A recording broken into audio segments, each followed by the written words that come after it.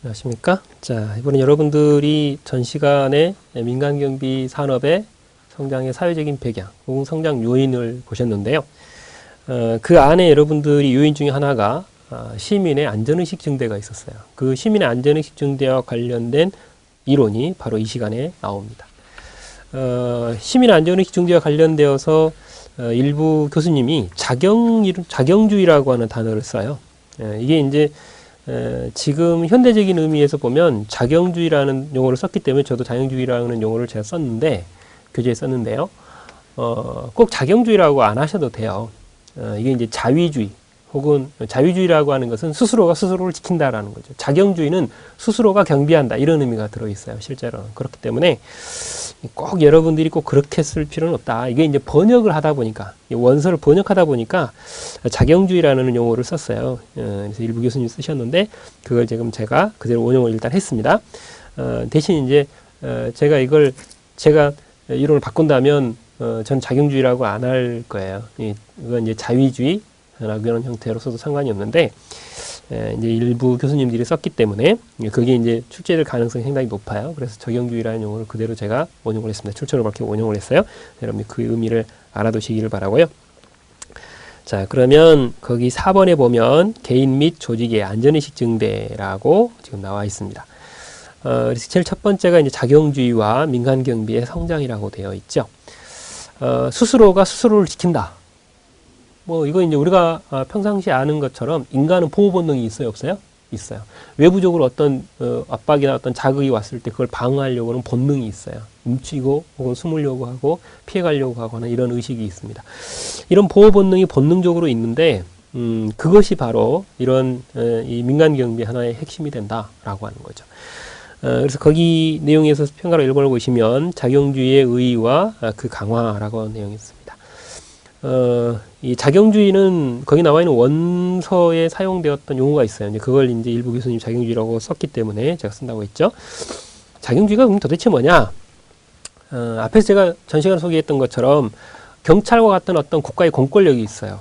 그런 국가 공권력이 제도적으로 우리의 삶을 보호하거나 아니면 범죄를 예방해 주기 이전에 국가에 대한 어떤 제도적인 어떤 공경비나 아니면 경찰이 있기 이전에 인간은 사회적인 동물이기 때문에 다른 사람들과 이렇게 같이 살게 됩니다. 그죠?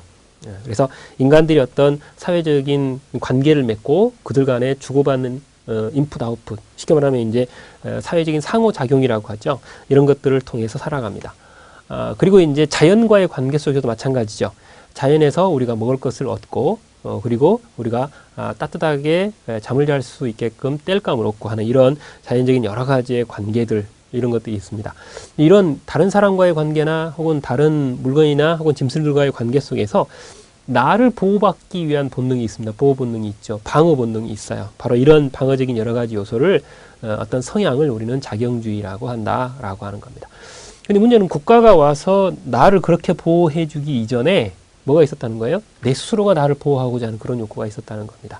이게 이제 자경주의라는 용어를 일부 교수님이 썼어요. 그런데 이 인류가 발달할 때 여러 가지 단계를 걸치는데 이 자경주의가 어떤 양상으로 발달하는가? 방금 전에 이제 말씀드렸던 어떤 원시 공동체, 원시 사회라고 하죠, 우리가. 원시적인 어떤 사회에 살아갈 때는 너나 나나 똑같았습니다. 그죠? 그리고 이렇게 같이 내 가족이면 가족 혹은 우리 같은 성씨나 아니면 같은 어떤 혈족 관계를 가지고 있는 사람들이 공동으로 가서 짐승을 잡고 혹은 먹을 열매를 구하고 이래가지고 각지 분배를 해서 쓰는 이런 공동생산, 공동분배의 양상이 제일 처음에는 있었을 것이다. 이렇게 추측을 합니다. 근데 이게 중세 봉건 사회를 지나면서 어때요? 혹은 원시 상태에서도 쭉 진행되어진 아주 발달된 형태가 되면 거기에 힘 있는 사람, 권력을 가진 사람, 좀 어떤 재물을 많이 가진 사람 이런 사람들이 위쪽에 존재하게 됩니다. 쉽게 말하면 사람 위에 사람이 있는 상태가 되는 거죠. 우리는 그것을 학자들은 봉건사회 이후에 계급제라고 합니다. 그리고 공동생산, 공동분배 형태가 아닌 내 것이 있어요. 그죠? 내 것. 이게 이제 우리가 말하는 사유재산 제도예요. 책에다가 내 것 제도 이렇게 쓸 수는 없잖아요. 그죠? 이게 이제 사유재산 제도인데요. 바로 이런 것들이 형성이 되어지면서 사회의 어떤 사람 대 사람과의 관계가, 이걸 우리는 다른 말하면 사회구조인데요. 이런 사회구조가 조금 이렇게 여러 단계로 구분이 되거나 혹은 계층이 여러 개로 혹은 계급이 여러 개로 구분이 되는 이런 복잡한 세상이 되더라는 겁니다. 그래서 누군가는 밑으로 깔려서 피지배자 비슷한 사람이 되고, 누군가는 지배자가 되고, 혹은 누군가는 많이 가진 사람이 되고, 누군가는 적게 가진 사람이 되는 거죠. 바로 이런 형태로 발전이 되어져 갑니다. 자, 이랬을 때 이 작용주의라고 하는 것이 메슬로가 주장했던 욕구단계 이론의 시각에서 본다면 내가 밥 먹고 살기 위한 거예요. 그죠? 가장 최소한의 우리의 마음속의 욕구가 뭡니까? 내가 그래도 좀 밥 먹고 살고 싶다라는 거죠. 잠도 자고 놀기도 하고 의식주가 해결이 됐으면 하는 그런 욕구예요. 이게 이제 우리가 말하는 생리적 욕구입니다. 그게 가장 베이스가 되죠. 그리고 그게 되면 그 다음에 뭐 하고 싶어요? 그게 계속되어지고 좀 편하게 하고 싶은 거예요. 그게 안전의 욕구예요. 그죠? 결과적으로 뒤에 지금 소위가 일부 되어 있습니다. 뭐요? 가장 밑에 뭐가 있어요? 생리적 욕구가 있어요. 생리적 욕구. 이 생리적 욕구라고 하는 게 바로 의식주 문제예요. 그리고 건강의 문제고 휴식의 문제입니다. 그래서 내가 목마르면 물 마시고, 배고프면 먹을 걸 찾고, 잠 오면 자고, 그리고 물론 성적인 욕구나 이런 욕구도 생리적 욕구입니다. 이게 해결이 되면 그 다음에 이게 이제 당연시 되었을 때 나타나는 욕구가 뭡니까? 안전의 욕구예요. 이런 것들이 꾸준히 되었으면 좋겠다는 거죠. 안정적으로 편안하게 됐으면 좋겠다는 거예요. 그래서 나타나는 게 안전이에요. 말 그대로. 이렇게 되어집니다.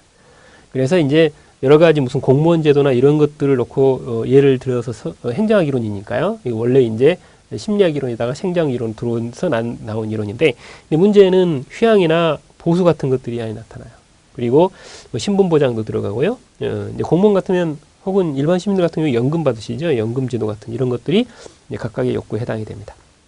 그래서 인간이 이 작용주의라고 하는 이 문제, 내가 좀 범죄로부터 안정적으로 좀 살아가고 싶다라고 하는 이 문제가 생적 욕구에서 안전의 욕구 쪽으로 이렇게 올라갔을 때 생기는 욕구이다라고 보는 거죠. 그래서 안전의 욕구라고 하는 것이 바로 생적 욕구 다음의 욕구입니다. 보시다시피 위쪽에 있는 게 고차원적인 욕구예요.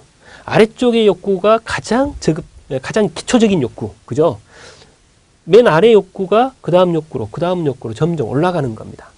이런 형태로 가는데, 작용주의라고 하는 것은 두 번째 욕구에 해당이 돼요. 그죠? 원시 사회에서도 생적 욕구는 어느 정도 만족이 됐어요. 이 문제는 살다 보니까 복잡다단한 여러 가지의 계층, 계급 구조를 갖고 있기 때문에 그 안에서 좀 편안하게 계속 좀 살고 싶다라고 하는 거죠. 안전의 욕구가 나타납니다. 결과적으로 이 생명 욕구나 안전의 욕구는요, 잘 사는 사람이든 못 사는 사람이든 혹은 사회적 지위가 높은 사람이든 낮은 사람이든 간에 본능적으로 다 가지고 있어요? 안 가지고 있어요? 다 가지고 있어요. 이거 없는 사람 있어요? 이거 두 개 없는 사람 없어요. 그죠? 그렇기 때문에 가지고 완전 센 기초적인 욕구가 바로 이 두 가지고 가장 본능적인 욕구입니다. 자, 이것 때문에 결과적으로 뭐가 발달된 거예요? 안전해보고 싶은 욕구 때문에 뭐가 발달된다? 민간경비가 발달된다라고 하는 거예요. 그래서 여러분들이 그걸 아셔야 돼요. 아, 이 욕구 중에 뭐가 우리가 보려고 하는 이론일까? 그죠? 그걸 아셔야 됩니다. 자, 그러면 결과적으로 내가 외부의 어떤 범죄나 어떤 불안한 요소로부터 좀 편안하고 안정적으로 살아가고 싶다라고 하는 것이 바로 작용주의라고 하는 건데요. 작용주의의 어떤 강화라고 하는 것이 이 안에 나타납니다. 그래서 작용주의 강화라고 하는 내용을 보시면 지금 오늘날에 우리가 살고 있는 일반적인 세상은 민주주의이고 자본주의 세상입니다. 그죠? 여러분들 알다시피. 이랬을 때 시민들이 이 안에서 개인적이든 아니면 집단적이든 간에 점점 더 강화되는 것은 안전의 욕구입니다. 입에 풀칠은 어떻게든 간에 합니다. 근데 문제는 안전의 욕구가 그만큼 문제가 되어지더라. 근데 안전의 욕구가 가면 갈수록 증대되어 가더라라고 하는 거죠. 자, 그래서 결과적으로 이 안전의 욕구가 시대적으로 봤을 때 국가가 가지고 있는, 앞에 전 시간에 나왔었죠. 국가가 가지고 있는 공권력을 통해서 이 안전의 욕구가 다 충족될 수 있다면 얼마나 좋겠습니까? 그런데 됩니까? 안 되더라는 거죠. 그래서 앞에 전 시간에 뭐라 그랬어요? 이 범죄를 어떻게 보면 막고 혹은 범죄를 저지른 사람들을 체포해서 구속하고 처벌하는 이런 일들을 위해서 우리가 경찰력을 많이 뽑았어요. 경찰 공무 많이 뽑았습니다. 왜냐면 결과적으로 범죄도 예방이 되고 범죄도 줄어들어야 되는데 그렇지 않더라는 거죠. 상관성이 있을까? 의문시제는 이런 상황이 발생이 됐어요. 근데 문제는 그런 부분을 메꾸기 위해서 뭐가 들어와요? 민간경비가 들어온다는 거죠. 그 욕구, 민간경비가 들어온다는 그 이유는 어떤 욕구가 그 안에 숨어 있다는 거다? 안전의 욕구가 그만큼 숨어 있다라고 하는 거예요. 그래서 결과적으로 국가 공권력이 안전의 욕구를 다 채워주지 못하는 상황 속에서 민간경비에 대한 수요는 그만큼 늘어날 수밖에 없는 거죠. 그 갭이 있기 때문에. 그죠? 조금 이따 또 이론이 나옵니다. 이런 것들이 나타난다. 이제 결과적으로 이런 상황이기 때문에 그럼 무엇을 바라보는 시각이 바뀔까요? 경찰을 바라보는 시각이 바뀌어요. 그죠? 이 결과적으로 기존의 경찰 서비스에 대한 인식이 변화하기 시작합니다. 그래서 그 가장 기본적인 이유는 뭐냐면 시민들이 그만큼 안전의식이 높아진다는 거예요. 그래서 경찰 서비스에 대한 인식 자체가 바뀌기 시작합니다. 그래서 기존의 경찰에 대한 인식, 그게 뭘까? 그거는 경찰이 제공하는 서비스가 치안 서비스죠. 이게 공공재의 성격을 갖고 있어요. 근데 예전에는 이 경찰이 그걸 다 하려고 했었다는 거죠. 그 치안을 유지하는 치안 서비스 공급 자체를 하나의 상품으로 놓고 봤을 때 그걸 누가 다 한다? 국가가 다 한다 그랬어요. 그래서 그 치안 서비스를 공급하는 공공재에 민간 영역이 들어오는 것을 싫어했을까요? 좋아했을까요? 싫어했어요. 그걸 제한하려고 했던 게 기존의 경찰 서비스예요. 그걸 독점하려고 했던 거죠. 그런데 오늘날의 경찰 서비스에 대한 생각은 그렇지 않습니다. 그래서 이 치안 서비스를 제공하는 이 경찰 서비스라고 하는 것 자체가 거시적으로 봤을 때는 어떤 지역사회를 중심으로 지금 조그만 어떤 사회를 중심으로 해서 안전의식이 점점 증가되고 있어요. 그래서 경찰 자체 이론에서도 조금 이따 여러분들이 다음 시간에 나옵니다만 지역사회 경찰활동이라는 이론이 나와요. 그럴 정도로 어떤 지역사회를 중심으로 하는 안전확보를 그만큼 더 중시하기 시작했어요. 그리고 이제 여기서 문제가 되는 것은 사회 구성원 개개인들이나 아니면 더 단위가 커져가지고 어떤 큰 기업체 혹은 어떤 동아리 모임이나 어떤 모임과 같은 이런 거단위의 단체를 보호하는 이 부분에도 결과적으로 꼭 경찰만 꼭 그 일을 해야 될 필요가 있냐? 아니다. 민간경비 어떤 기업체에도 이걸 맡겨도 좋지 않겠느냐라고 하는 이런 의식이 팽배해지기 시작한다라고 하는 겁니다. 그래서 이거는 이제 뒤집어서 표현하면 좀 나쁘게 표현하면요. 경찰을 믿는다는 겁니까? 좀 못 믿겠다는 겁니까? 경찰을 못 믿겠다는 거죠. 경찰에 대한 어떤 불신 혹은 경찰에 대한 어떤 저걸 맡겨도 다 하지 못하는데 라는 생각을 한다라는 거예요. 그래서 그 메꿔지지 않는 어떤 불안함, 그걸 누구에게 맡긴다? 민간경비에게 맡기겠습니다 라고 하는 거예요. 그래서 쉽게 말하면 경찰에 대한 인식이 쉽게 말하면 좋은 경우를 하더라도 업무가 너무 많기 때문에 그걸 다 하지 못한다라고 하는 것을 시민들이 이제는 압니다. 그래서 결과적으로 민간경비를 그러면 그 빈 공간은 민간경비에게 맡겨도 되겠다라고 하는 생각을 하는 것이죠. 그래서 오늘날의 이 사회가요. 범죄에 대한 두려움도 줄여야 되지만 실용적으로 생각한다는 거죠. 오직 그 경찰에 대해서 물리적인 어떤 요소를 통해서 우리가 안전하고 싶은 것뿐만 아니라 그것에 대해서 민간경비나 이런 쪽에 손을 뻗어서 우리가 도움을 얻겠다라는 거예요. 그래서 결과적으로 이제 경찰에 대한 어떤 인식이 예전 같지 않습니다. 이게 이제 가장 중요한 요소이죠. 그래서 민간경비가 그 틈새를 타고 이제 서서히 들어오기 시작합니다. 그래서 이때 이제 방금 전에 말씀드렸던 내가 내 돈 주고 나의 안전을 확보하고자 하는 이런 욕구가 강합니다. 이게 이제 우리가 말하는 자경주의라고 하는 거죠. 그래서 이 자경주의적인 요소가 인식이 더 늘어나고 그리고 그렇게 하기 위해서는 돈을 거기다 투자해야 돼, 안 해야 돼요? 해야 돼요. 우리가 사는 개인뿐만 아니라 누구도 어떤 대규모의 사업체도 그 스스로가 경찰이 와서 안전하는 것뿐만 아니라 내가 내 돈 주고 업체에다 의뢰를 해서 안전하고 싶은 욕구가 또 늘어난다는 겁니다. 그래서 그만큼 소득이 늘어나는 이런 형태 때문에 민간 경비가 더 증대되는 겁니다. 자, 우리가 그러면 나는 그런 돈 안 주는데요? 하시는 분들이 이 동영상 들으면서 있을 수 있어요. 아닙니다. 여러분들 이 동영상 듣는 분들 중에는 아파트에 사시는 분들이 아마 많을 겁니다. 물론 이제 다주택도 있고 단독주택도 물론 있겠지만 아파트에 사시는 분들은 아파트 관리비 안에 경비원들에게 들어가는 돈 들어있어요? 안 들어있어요? 들어있죠. 그건 내가 돈을 주고 나의 안전을 이 지역만은 확보하고자 하는 이런 욕구가 안에 들어있다는 사실이에요. 그래서 일반적으로 저 이론은 나하고 상관없을 것 같은데 그게 전혀 아니라는 사실입니다. 주의하셔야 되는 거죠. 그리고 여러분들이 다니는 직장 생각해 보세요. 여러분들이 다니는 직장 어떻습니까? 여러분들이 뭐 어떤 지방자치단체나 국가기관이 아니라 하더라도 자, 끄고 나가면 누가 옵니까? 그 다음부터는 뭐 여러 가지 보안 업체들이 혹은 민간 경비 업체들이 그 시설물을 보호하고 있어요. 하다못해 국가기관의 하나 혹은 지방자치단체 기관의 하나인 여러분들 주변에 있는 초등학교 같은 경우도 어때요? 초등학교 선생님들 다 퇴근하고 어두운 캄캄해진 밤에 도둑 맞기 위해서 누구한테 시설물 안전을 의뢰합니까? 민간 경비 업체에 의뢰합니다. 바로 이런 것들입니다. 그렇기 때문에 결과적으로 꼭 경찰만에 의존하지 않는다라는 거예요. 그래서 이 범죄 문제라고 하는 것이 그만큼 심각하기 때문에 시민의식이 높아지는 겁니다. 그래서 그 개인적이든 어떤 뭐 업체이든 가정이든 상관하지 않고요. 이 경비 서비스라고 하는 것 자체가 하나의 상품으로 돼 있어요. 우리가 마트에 가서 물건 사듯이 그것도 하나의 상품인 거예요. 이게 가장 전형적인 민간 경비가 발전하게 된 하나의 요인이다라고 보는 거죠. 자, 그런데 방금 전에 뭐라 그랬어요? 이 메슬러의 혹은 마슬러의 5단계 욕구 이론 중에 안전의 욕구 때문에 늘어나고 있습니다. 이렇게 말씀을 드렸죠. 자, 그래서 여러분들에게 말씀드릴 수 있는 거는 여기서 가장 중요한 거, 무슨 욕구가 가장 중요하다? 이게 가장 중요합니다. 일단 기본입니다. 이 안전의 욕구 때문에 우리가 말하는 뭐가 늘어난다? 이 민간 경비가 그만큼 더 증가되게 된다. 그럼 여기는 무시한다는 뜻이냐? 그건 아닙니다. 그죠? 이게 있어야 그 다음 욕구의 안전 욕구로 올라가는 이런 형태가 메슬러의 욕구 이론이기 때문에 그 점을 알고 계셔야 돼요. 그래서 여러분들 교재를 보시게 되면 그 가번 항목에 대한 설명이 끝나면 뒷페이지에 메슬러의 5단계 욕구 이론이 들어있어요. 이건 어디에서 주로 이제 원용이 되는 이론이냐면 인간의 욕구이기 때문에 심리학적인 이론이에요. 근데 이게 행정학 이론으로 투영이 됐어요. 그리고 이게 행정학적인 어떤 메슬러의 욕구 이론이 결과적으로 기타 학문에 해당이 되는 이런 민간 경비나 혹은 경호나 이런 쪽에 파급 효과를 주고 있는데 이때 이제 원용이 되기 시작합니다. 그래서 이 메슬러의 욕구 이론은 지금 현재 원용되지 않는 학문이 없습니다. 그럴 정도로 굉장히 많이 원용이 됩니다.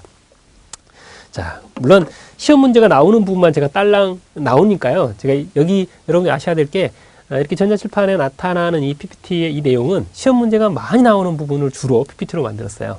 그렇기 때문에 그 기본 베이스가 되는 설명은 제가 책에서 설명할 겁니다. 물론 책에 나와 있는 이론도 시험 문제가 나오는 설문들이 분명히 있어요. 그러나 시험 문제가 주로 채택이 돼서 나오는 것은 바로 이론입니다. 그래서 여러분들이 PPT가 있다. 저기 보면 시험 문제 나오는 거다. 이거 생각하셔야 돼요.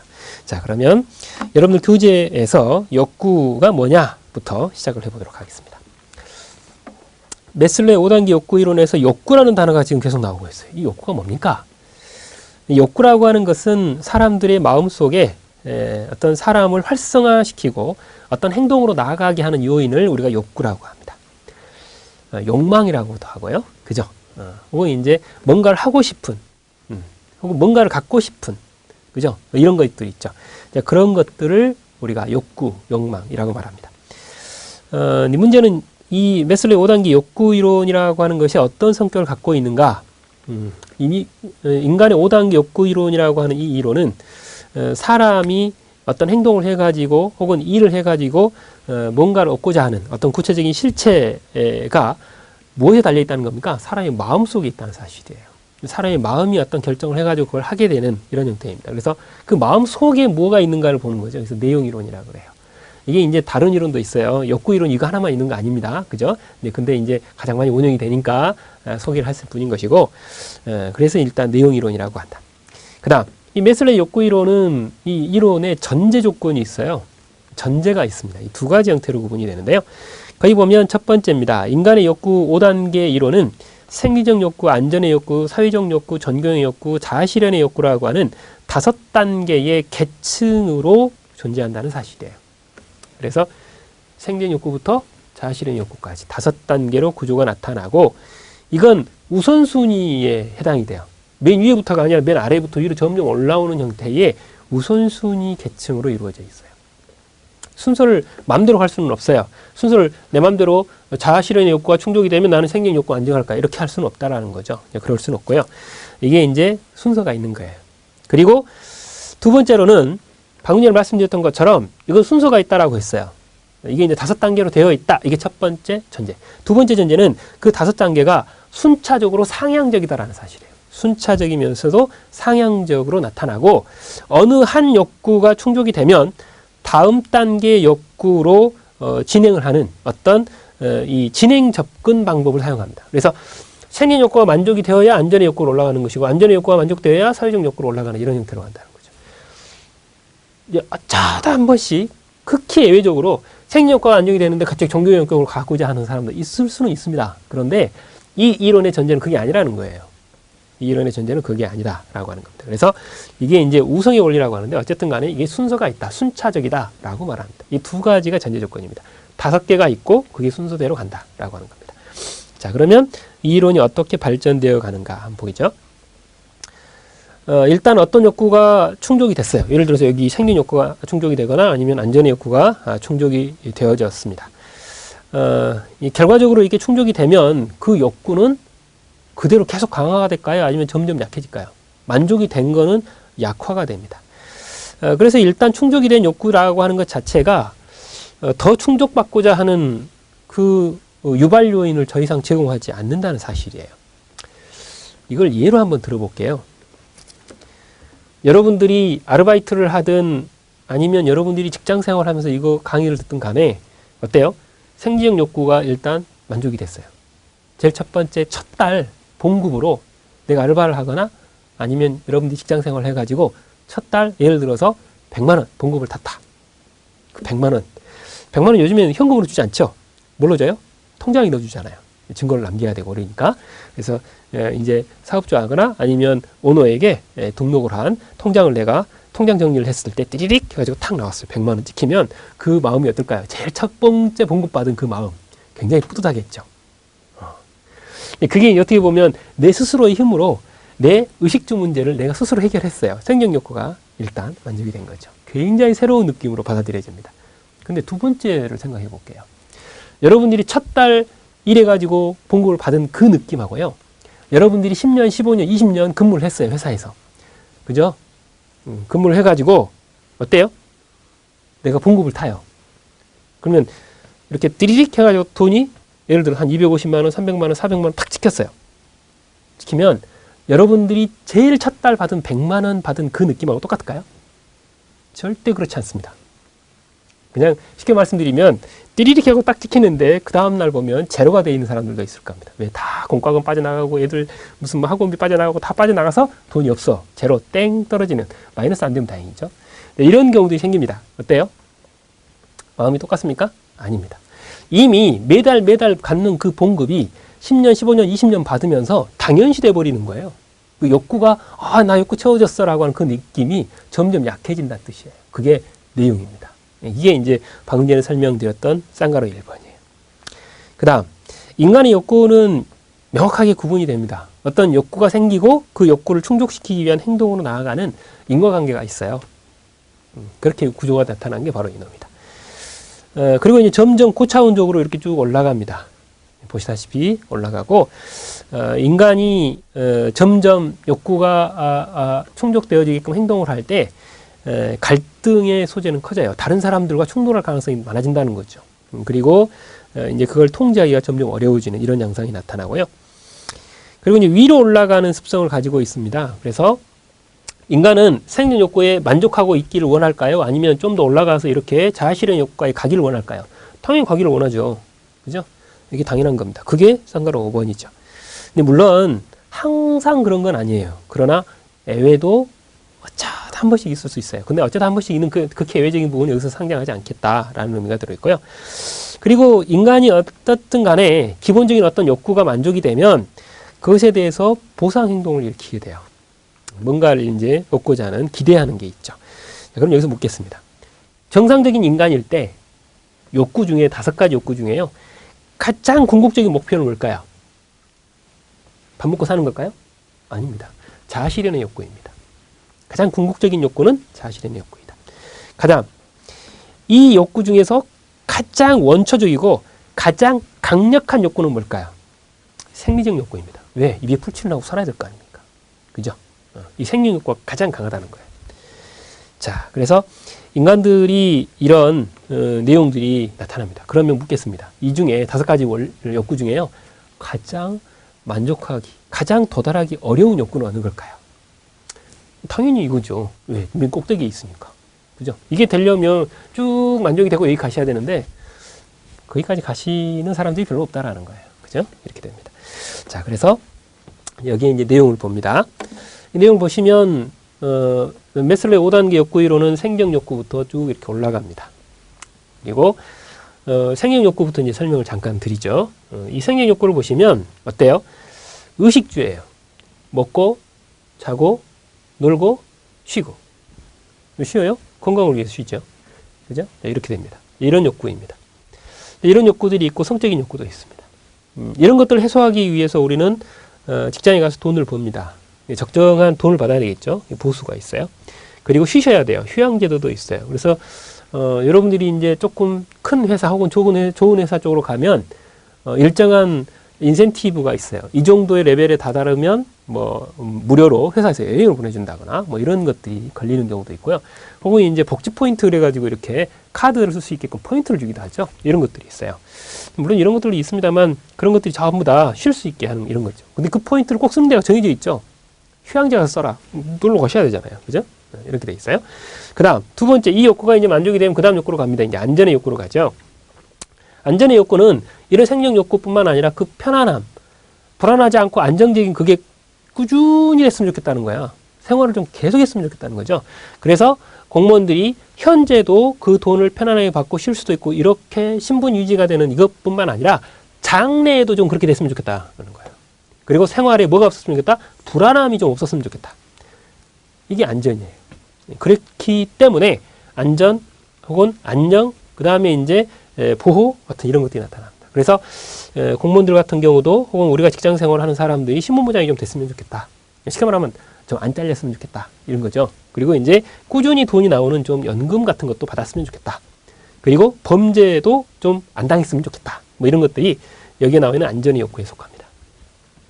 자, 그리고 이제 그 다음에 이런 이제 공직 생활을 하시든 아니면 뭐 업체에 계시든 간에 이런 분들이 자신이 머무르고 있는 부서 혹은 어떤 동료, 그런 조직체 이런 거 안에서 좀 으쌰으쌰 하면서 같은 동료로서 파워를 같이 좀 묶어서 뭔가를 해보자. 이런 욕구가 그 다음 욕구입니다. 그게 바로 사회적 욕구라고도 하고요. 애정의 욕구라고도 해요. 그래서 동료 직원이나 혹은 상사나 혹은 조직 전체에 대해서 친근감이나 귀속감을 느끼는 형태예요. 그래서 왜 그럴까요? 서로 간에 소속감이 있기 때문에 혹은 서로 사랑하기 때문에 바로 이런 욕구들이 나타나는데 그게 바로 사회적 욕구입니다. 그래서 인간관계가 개선이 되고요. 서로 간에 일을 하다 보면 어려움이 닥치는 경우들이 있어요. 이랬을 때 혼자 그 문제를 해소하는 게 아니라 같은 팀원들이 혹은 같은 부서에 있는 동료들이 같이 그 마음을 알아줍니다. 이게 이제 고충처리 상담이죠. 바로 그런 것들이 사회적 욕구입니다. 이 사회적이라는 말 자체가 나 혼자 사는 게 아니죠. 다른 사람들하고 더불어 살아가는 상태에서 나타나는 거예요. 자, 이게 이제 어느 정도 만족이 되면 내가 어느 정도 수준이 있는, 레벨이 있는 사람에 도달하게 됩니다. 예를 들어서 과장, 부장, 차장, 혹은 이사, 이런 사람들로 가게 되죠. 그러면 아랫사람으로부터 신망을 받는 존경의 욕구가 나타나요. 즉, 다른 사람으로부터 인정을 받고요. 신망을 받고요. 우러름을 받는 이런 경우죠. 그러면 나는 명예를 얻게 돼요. 그죠? 그리고 내가 뭔가를 할 수 있다라고 하는 인정을 받습니다. 바로 그런 욕구가 존경의 욕구인 것이죠. 이렇게 되면 이제 나의 어떤 신분이 상승이 되고 나의 어떤 레벨이 있기 때문에 어떤 의사결정을 할 때 참여를 해요. 그리고 내가 어느 정도 레벨이 있는 사람이면 나로 인해서 어떤 의사결정을 다른 사람에게 해주기도 하고요. 내가 위임을 받기도 해요. 이런 형태로 위임이 나타납니다. 그리고 기업체나 아니면 국가 같은 경우도 요즘에는 좋은 제안을 하라 그러죠. 그러면 인센티브가 나와요. 그죠? 그리고 내가 상을 타기도 하고 내가 추천을 해서 상을 타기도 해요. 이런 형태로 내가 어느 정도 레벨이 있을 때 가는 게 이 존경의 욕구예요. 자, 그 어느 정도 레벨이 있다라는 것에서 더 나아가서 수장이 되는 경우도 있죠.